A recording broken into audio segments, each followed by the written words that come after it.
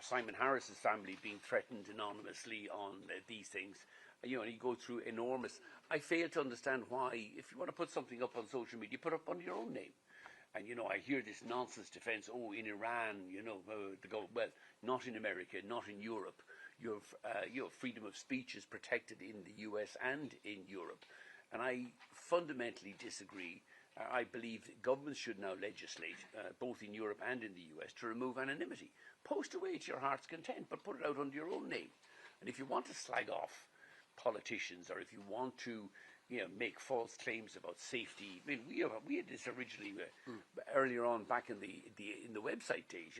People were posting stuff on anonymous websites claiming that Ryanair was unsafe, and he was a pilot at 23. We went through the Californian courts and found out eventually it was some 17-year-old in Navan sitting in his PJs, making up this stuff. So I would just remove anonymity, and people have freedom of speech, but you have to be responsible for what you say. And I fail to understand why you have things like X, and it's not the only social media which protects anonymity, which gives all these keyboard warriors the right. And I think the most recent controversy with Grok, undressing children or undressing women, is frankly offensive. I don't understand why governments don't make it illegal. That's nothing to do with freedom of speech. Women and children, and the occasional man, I presume as well, should be protected from not having your images nudified. There's enough porn out there for those who want to watch porn. But, I think it is social media and, things that enable nudification or paedophilia or, child abuse, and there's lots of cases of that, should be outlawed. But the easiest way to do it is remove anonymity. Yes? Michael, I suppose previously I was in another room like this with you before, and you referred to Catherine Martin and Eamon Ryan about 2 years ago as dunces. You led a big campaign with them having dunce caps on. Do you think people are thinking you're getting a bit of a taste of your own medicine now with Elon coming for you? I don't think so. I mean, firstly, we were entirely vindicated. Both of them lost their seats at the subsequent election. I think we are now living with the consequences of 5 years of green failure. Road transport, Dublin is the most congested city in Europe. For 5 years with an aviation policy in Ireland that allegedly promotes growth in traffic, tourism and jobs. We had a cap at Dublin Airport. But I think the Irish electorates have had their say and clearly agree with me. I'm not always right, but if somebody wants to have a pop at me, I'm all up for it. Shoot away. As I said, I have 4 teenage children, so there is nothing that Elon Musk can say to me that my teenage kids haven't already said to me. But if it results in a bit more PR for Ryanair or helps us to promote a world-leading seat sale during the dark months, weeks 2, 3 and 4 of January, it's great. I'm more than welcome it. But I'm well able to take my own medicine, so, Well, can I just ask, would you welcome somebody like Elon Musk as a shareholder in the company, and are you calling today on Starlink and Elon Musk to sponsor basically a trial run of the technology on board? And if it was successful, would you consider using it, or is it going to be hard to gauge if people are using it for free? No, firstly, we welcome all shareholders on our share register. Now, obviously, we have an obligation to have a majority to remain EU-owned and controlled. So it would not be possible for Elon Musk, even if he wanted to acquire Ryanair. But I would certainly encourage him to invest in Ryanair. I think it's one of the best airline investments. In fact, I think it's one of the best investments out there. What's the second part of the question, Fergus? Sorry? Just in relation to, are you asking for a trial run basically today? No. Look, we have had discussions with all of the Wi-Fi providers, and the bigger ones, Amazon, Starlink, and Vodafone. They're all excellent systems. I don't have any issue, and I would say publicly, I think Starlink is a terrific system. But the economics of putting it on board short-haul aircraft, where we on our customer base don't believe they will pay for it, are prohibitive. I mean, we tried this. There was a good example about 10 years ago when we put these in-flight entertainment systems on board. These kind of, we had the glorified PCs and we were renting them out. And I thought this would be the greatest thing since sliced bread. We wouldn't be able to keep them stocked. And at the same time, we put on lottery tickets, which I thought was the greatest stupidity known to humankind. Nobody would ever buy that rubbish. 10 years. I think the onboard in-flight entertainment systems lasted about 2 months, and the lottery tickets are still going strong 10 years later. So, we would always be happy to trial these things, but, when you start And it's not something that, it's not like, we can roll these out on board and put them on the trolleys on board the aircraft. For us to refit these aircraft, we take the aircraft out of service to refit aerials on them. This is a huge, you take the aircraft out of service, it's a huge capital expenditure to fit this technology onto the aircraft, and then you have a fuel drag going forward.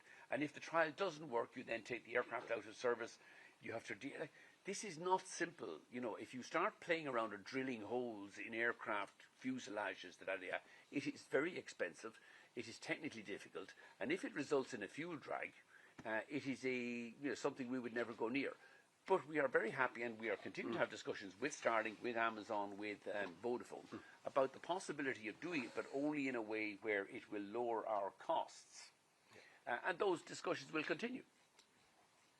So we would not rule it out at any stage. Yes, sir.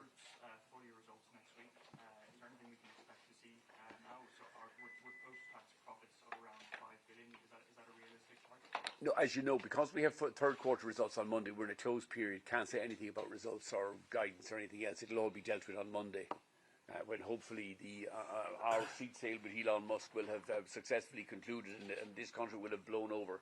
Yes, sir. You said that X is a cesspit. Are you comfortable with Ryanair maintaining an account and posting there, given like you said it's a trial? No, sorry, no, I said all social media, in my view, is a cesspit. I wouldn't confine it just to X. There's worse than X out there. Am I happy for Ryanair to be on these? Yes, I am. We have to be out there, whether it's on Facebook or Instagram or Snap. Oh, God help us. We're on TikTok. We have one of the biggest corporate accounts on TikTok, which I think, personally, is the greatest amount of rubbish I've ever seen. I don't see much of it. Talking airplanes. Jesus. Is this what the world is coming to? But if that's where you can reach the younger generation, that's fine. But on all of these sites, we post on Ryanair, we post under our own name. If we say something wrong, we're responsible for it. What I think should be stopped, and what governments should tackle, both at European and US level, is remove the anonymity. So I have no difficulty with social media, as long as everybody's posting on their own names. But I think it's fundamentally wrong that people are out there with all the various scandals, whether it's nudification or child pornography or suicidal ideation, whatever that is. Do it under your own name and fine. Then at least you're maintaining and protecting freedom of speech. But stop this thing where keyboard warriors can use anonymity to death threats at politicians. Like, nobody deserves that kind of stuff. Female celebrities who are nudified on these things, they don't deserve that. And we need to have a bit more common sense this day when governments seem to be frozen. Ooh. Now, I'm not surprised our government is frozen because Micheál Martin is useless anyway. With a 20-seat majority, 15 months later, he still hasn't scrapped a stupid cap that he's completely ignored already. But we need to be much tougher. And he's out there in Davos today, passing around the Ferrero Rochers with representatives from X and all the other American social media companies. He needs to carry a big stick and do something. Europe should be doing something about removing anonymity from social media and trying to tidy that crap up. Michael, Yes. have you had any direct contact with Elon Musk since the spat, and what do you think his motivation is? I have no direct contact with Elon Musk. I am not, as you will know, on X. I don't think I have any way of reaching him. I've no reason to be in contact with Elon Musk. What's his motivation? I presume he rants and raves on X. I think it's good for him promoting X and his own views on X. And we're very happy to respond in kind on the Ryanair X platform. And if he wants to call me an idiot, he wouldn't be the first, and he certainly won't be the last to call me an idiot or a retarded twat. But if it helps to boost Ryanair sales, you can insult me all day, every day. And Eddie Wilson as well, who's readily insultable too, although somewhat younger and more attractive than me. Do you despair for humanity, Michael? No, I am optimistic for humanity, John. We are bringing low-fare air travel to many more millions of European citizens in the next 8 years. Instead of carrying 200 million passengers a year, we'll be carrying 300 million passengers a year, which is one of the great successes of the single market and European Union. Europe spends far too much time pulling wool out of its own navel instead of crowing about its successes. And with the single market in Europe and the deregulation of airline has been one of the stellar success stories of the European Union. In America today, the cheapest airfares are north of $100. We originally started by copying the formula of Southwest Airlines, who had $10 airfares. Last year, their average airfare was about $130. Last year, Ryanair's average airfare was €45. We wiped the floor with American, in terms of competitiveness, with American air travel. Now, America has a lead in AI, America has a lead in IT, but when it comes to air travel, Europe wipes the floor. But that doesn't mean that Ursula von der Leyen, shouldn't be doing something on reforming ATC, a level playing field on environmental taxation. As the Draghi report highlighted, there is much to be done, but she's not much use either. So we will continue to campaign for further reform. But no, I look forward with nothing but enthusiasm for humanity and the human race if we could just move the kids a little bit more off social media. But they will adapt to that. I remember when I was young here in the late 60s, early 70s, and we used to watch, I think, about 3 hours of television in the evening. RT would come on at about 6 o'clock, one station, black and white, and we'd watch Wanderley Wagon and a few other programs. And my grandparents thought, your heads will be fried. Oh, you're watching too much television. Now you're 24-hour television, and the kids are on wall-to-wall social media. Do you think we should follow Australia's route and try and ban it for I think anybody trying to ban social media to under 16s is wasting your time. You may as well be, I can't remember what it was, trying to stop the tide coming in. 16-year-old kids, 14-year-old kids will wind their way around a ban faster than Ryanair seats are selling out today on today's seat sale. The politicians in their 40s and 50s imposing bans on under 16-year-olds will be, in relation to phone access or social media, will be hopelessly ineffective. I do believe, however, that one of the ways, rather than trying to ban something, if you really want to ban something, ban anonymity on social media. Force people, and all of the internet companies know who's posting, but they should be posting under whatever it is, their own name or their own account names, and it would clean up a lot of the crap on social media. Yes, Connor, sorry, I didn't come back to you yet. Connor. Is the drag on Starlink worse than the others, or better, or do you have any sense of that? And then, just what's your general thought on Wi-Fi and low-cost carriers? Has anybody cracked it? Do you think somebody will eventually, or probably not? Look, technology will ultimately crack this thing. I'm sure we'll get to a 6G and an 8G and a 10G eventually, and I have no doubt that instead of putting aerials on the external of the fuselage, we'll be able to fit an aerial in the internal of the front or the rear galley or something, or the baggage hold.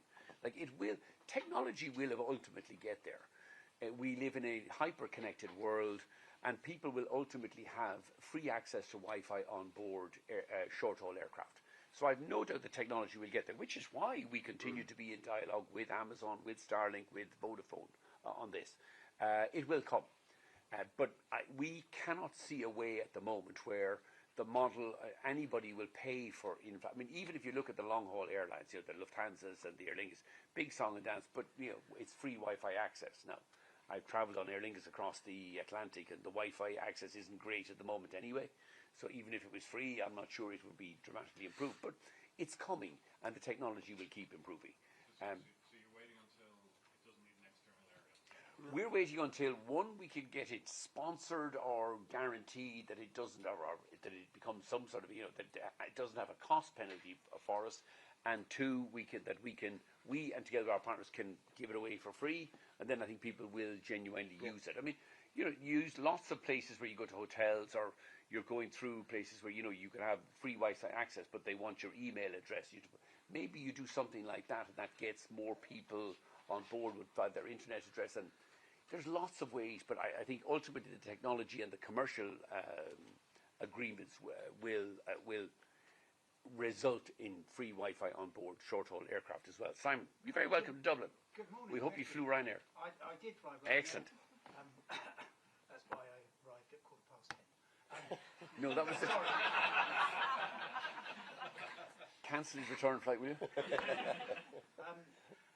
Do you think, inadvertently, that Ryanair might be fueling smartphone addiction, because it's now 3 months since you said you've got to check in with your smartphone?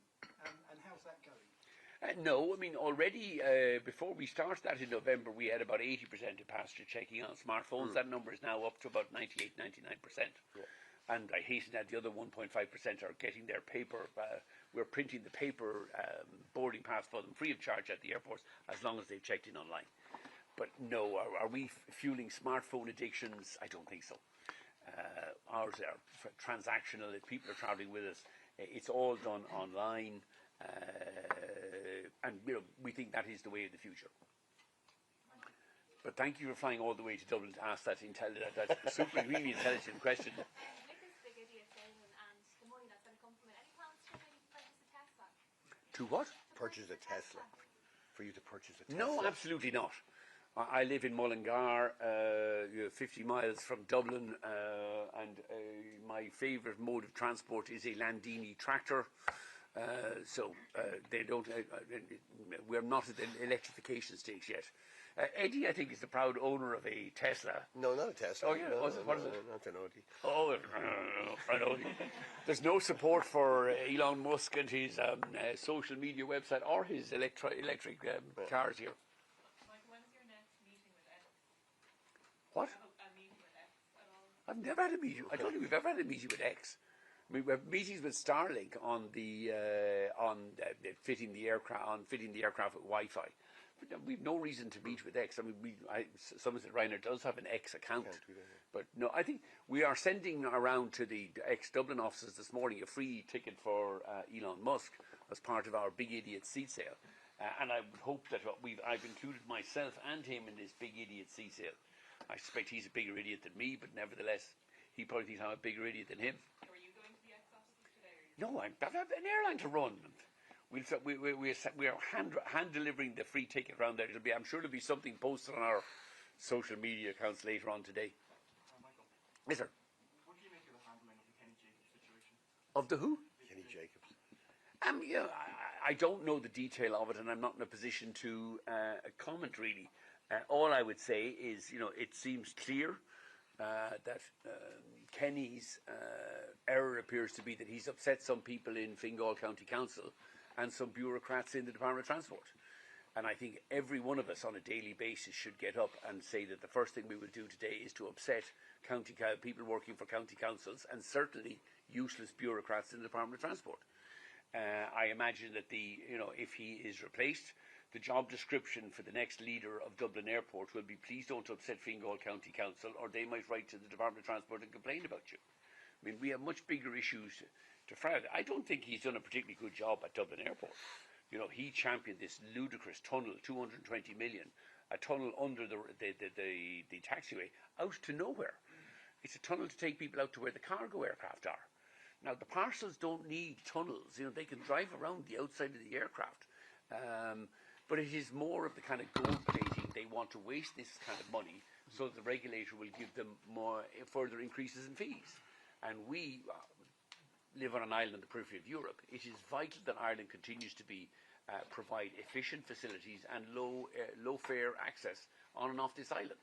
Now that we finally got rid of the green lunatics, the idea that we're all going to be cycling to Brussels, or like some of the famous Green MEPs getting trains to the UK and boats to the... we don't have time to... Green MEPs may have 3 days to waste getting to Brussels, but the rest of the world doesn't.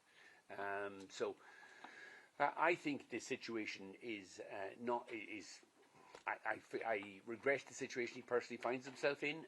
I think it's a bit of a mess, but it seems to be a mess that is caused by criticising those in Fingal County Council, who are presiding over this stupid and illegal cap. And I think the much greater danger for Ireland is that, if Aer Lingus flights could well be blocked from landing in New York, Micheál Martin might well be blocked from going to the White House in March, and then you'll see this legislation passed within 24 hours. But for 13 months, Micheál Martin, and it's in the programme for government, we will scrap this cap, quote, as soon as possible. 13 months ago, with a 20-seat majority. And it's not like they've been busy passing other legislation last year. This government does very little, but it's led by somebody who spends far too much time being wheeled around abroad, meeting global leaders, instead of, which would be fine as long as you were having a cabinet meeting here at 8:30 on a Monday morning and getting stuff done. He wanders in at about 11 o'clock on a Tuesday and then disappears to Davos for a couple of days. Michael, if Ireland qualify for the World Cup next year, will Ryanair consider putting on long-haul flights for fans to the States and Mexico? There are very few things on which I can be truly certain about, but one, we won't be putting on flights to the US, and two, I'm fairly sure Ireland won't qualify for the World Cup anyway. Which is why I urge everybody, keep booking booking your short-haul holidays to Europe in June and July, because don't worry, Ireland won't be in the World Cup. Do you think there'll be a trade war between the US and the EU somewhere? And if so, how do you think that'll affect pricing coming into the summer period? I mean, honestly, none of us know.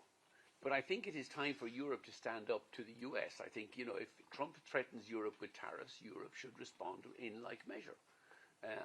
And Trump will chicken out, tackle. He generally does. Europe is a big, wealthy economy with the second largest trading bloc in the world after the US economy, and Europe needs to get its act together. How do I think it would affect our business? Who knows? And I certainly don't know.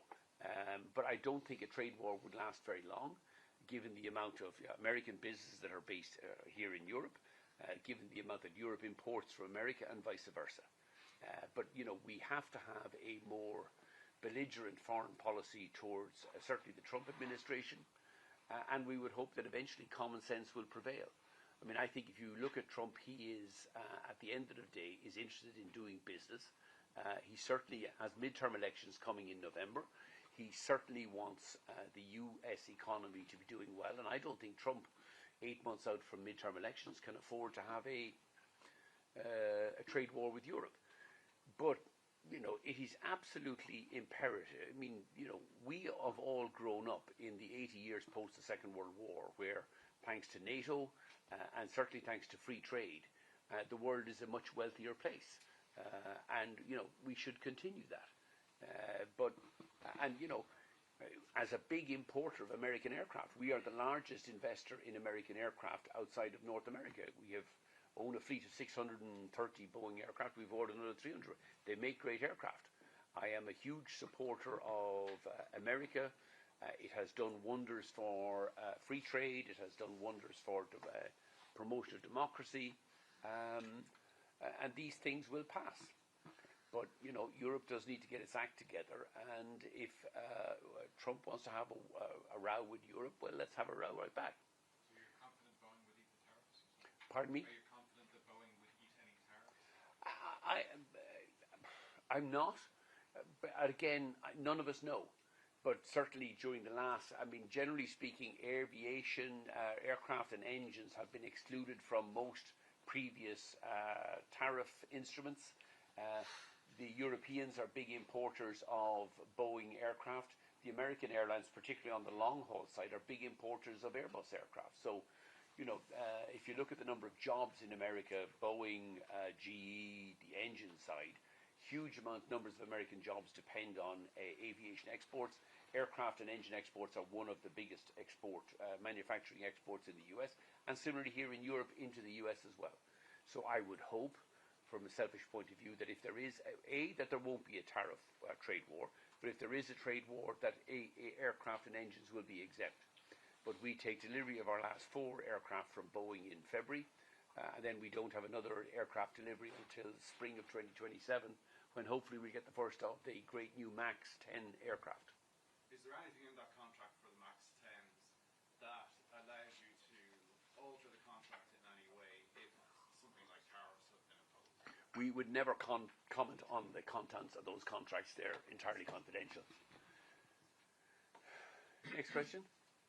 Barry. Michael, where do you see fares going this summer in particular? At the moment, we believe fares are likely to rise 3 or 4%, some small single digit, but that's our normal thing. They may level out or fall if fuel prices keep falling. Again, I think one of the things that I think Trump is focused on in advance of the midterms in November will be driving down oil prices and driving down interest rates in North America. Thus, you have the row with the Federal Reserve, and certainly every attempt there with the removal of the Venezuelan president to boost oil supply and maybe drive down gas prices. but that's me merely speculating. If oil prices fall or continue to fall, and there is generally an expectation that of a supply glut this year, then I think a lot of those oil price savings will be passed on in the form of lower fares. But it's hard to tell. The overriding kind of dynamic in Europe at the moment is constrained supply of aircraft, constrained seat supply. Even we this year can only grow, and we're taking 29 aircraft from Boeing this year. We're only going to grow our seat supply by about 3%. So it is very tight. You have most of Europe's Airbus are still going through the Pratt & Whitney engine repairs. So there's very little capacity out there, which is why, again, we urge the Irish government, when drag Micheál Martin back from Davos today, kicking and screaming, and tell them to pass the legislation so that with that spare capacity, we can actually put some growth into, continue to grow here in Ireland, and continue to grow in Europe. We've been talking about these capacity limits out there and the fact that they're pushing up fares for about half a decade. When do you see I know, about 2 years. Jesus, Barry, we've had COVID and a war in Ukraine. I'm the one buying the tickets. Yeah. Book earlier. There's available at $16.99 as we speak today, but clearly you're not an idiot. No. You wouldn't qualify for this seat sale. Okay. When do you see the capacity constraints easing? I mean, there is all of the indicators at the moment is there will be no easing in capacity or a kind of upturn in capacity above kind of GDP growth before 2030. Both Boeing and Airbus are hugely backlogged on deliveries. And Boeing still has to get the MAX 7 and the MAX 10 certified. They're pretty confident they'll get it certified later this year. And even if they do start those deliveries, with the exception of Ryanair, no other European airline has any significant aircraft orders between now and 2030. Wizz had, but they've delayed and deferred most of them, probably because they can't afford to buy them or they've nowhere to fly them. But there's very little capacity, and there's a backlog of orders.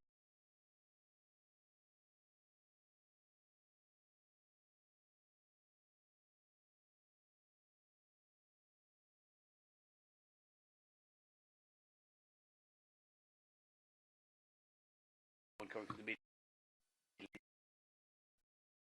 Riyadh Air wants to buy 100, 200 short-haul aircraft, but can't get any before 2030. The Turks want to buy another 500 aircraft. The Indians want more aircraft. So all of the demand, and the Chinese haven't ordered a Boeing aircraft for about 7 years. So there's a huge backlog of demand. Now, there could be some geopolitical disruption over Greenland, Ukraine, Taiwan, God knows what's going on in the world, and the world feels a very uncertain place. So that might, historically when the airlines are doing well, usually something comes out of left field, whether it's 9/11 or a Gulf War, that sets back air travel. But based on everything we see this year, we think it's reasonable to assume we expect to grow our traffic from 207 million last year to about 215 million in the next 12 months. And we think there might be a modest 2, 3, 4% increase in airfares, but we haven't a clue yet. I think it's important, Barry, you see where that capacity is going. Like yesterday we were in Italy, they're growing by 9%. And Albania? Michael got to go down to Albania yesterday. They're growing by almost 60% this year with Ryanair aircraft, and 9% in Italy, 11% in Morocco, 3% in Spain, and we're going nowhere in Ireland because there's no decision on that cap, and when you have no capacity growth, you're going to have fares rising, I mean, I was down in Tirana in September announcing we're opening a base, 3-aircraft base in Tirana in March. In September, and the problem in Tirana was they have one terminal building that serves only 8 aircraft.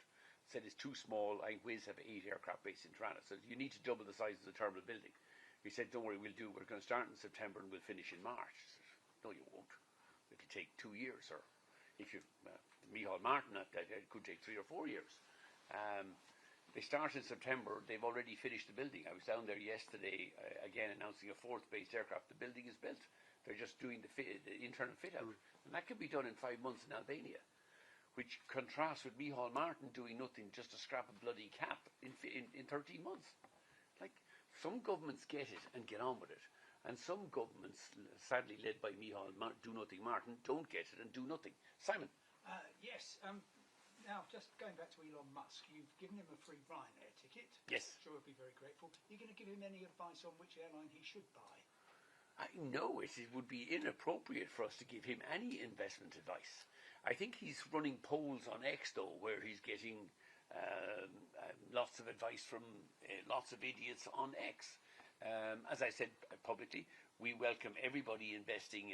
Anybody who wants to buy shares in Ryanair is free to do so. We're a publicly traded company listed on the European and the US stock exchanges. But a non-European, we would politely and respectfully point out that a non-European cannot acquire or control a European airline. Any else? Michael, John.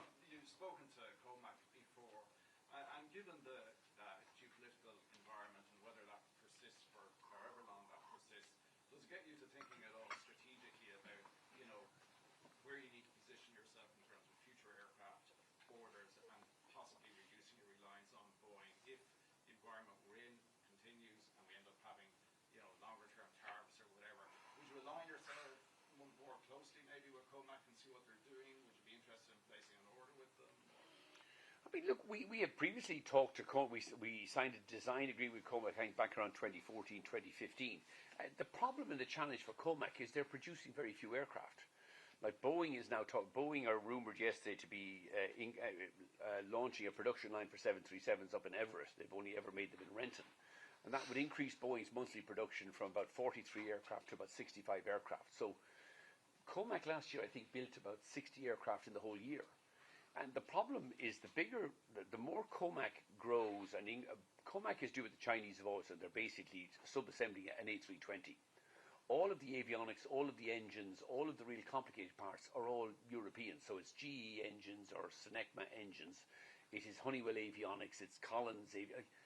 So the faster or the more COMAC grows its production capacity, the more they draw from the already constrained supply chains for Airbus aircraft here in the US and in America, and in US and Europe. So COMAC is not going to come to anybody's rescue before certainly the early or mid-2030s. The aircraft they're making at the moment is only 180 seats, so it's too small for us. I have no doubt, we're placing aircraft orders here. We ordered 300 Boeing MAX 10 aircraft back during COVID. Those deliveries are due to come to us from 2027 to 2034. So we are the best positioned airline in the world for controlled capacity growth and growth of low-fare air traffic for the next decade. Now, there is still an issue with Boeing still needs to get those aircraft certified and delivered, but they're pretty confident, and I think under the new management, certainly led by Stephanie Pope and Kelly Ortenberg, I think Boeing are doing very impressive things in turning the business around. But even if I didn't want to order Boeing, if I went to Airbus today and said, your aircraft are more expensive, but I want to order 100 which I would like to do for the Laudamotion fleet. We have 30 A320s in Laudamotion, but they're coming up to the end of their lease in 28 and 29. Airbus cannot deliver me a narrow-body aircraft or an A320 or 321 until about 2032 or 2033. So there's no aircraft available. So thinking strategically, we're in a very fortunate position to be able to have controlled growth out to 2034. We would certainly need to do another aircraft order in the early 2030s. But the chances of there not being some unforeseen downturn in aviation or some unforeseen downturn in the world between now and 2030, the early 2030s, are, I think, zero. Because there's always some catastrophe visited on the airline industry every 3, 4 or 5 years. The last one was COVID. We emerged out of COVID, and then Putin illegally invaded Ukraine, something that, I disagree fundamentally with Trump on. I think Trump is right on NATO needing to increase spending. Trump is right on rowing back against environmental taxation. Trump is right on an awful lot of his economic policies. But he is historically wrong on Ukraine and not criticizing Russia. And he is historically wrong on tariffs. Tariffs have never succeeded. They have never worked. And they will never succeed or work because they increase inflation and the cost of living for ordinary people. But so thinking strategically, we're about as well placed as any airline can be, and I would certainly hope that we will be able to pick from maybe 3 suppliers in the early 2030s, Boeing, Airbus or COMAC, but we have to wait and see what happens between 2026 and 2030 first. Anybody else? Michael, is Trump right or wrong on Greenland? Trump is wrong on Greenland. I mean, I think the US has persuasive and real kind of defence concerns on Greenland.